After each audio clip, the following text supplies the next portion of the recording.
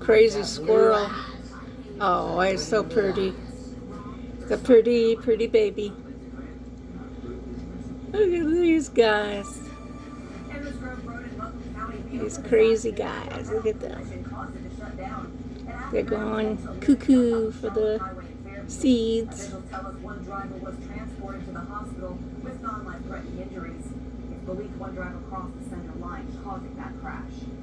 The state money crunch is causing delays in several mountain highway projects. This is exercise. Improvements for the interchange nicknamed Malfunction Junction, where I-40 and I-26 come together. Malfunction Junction. 5 years to 2029.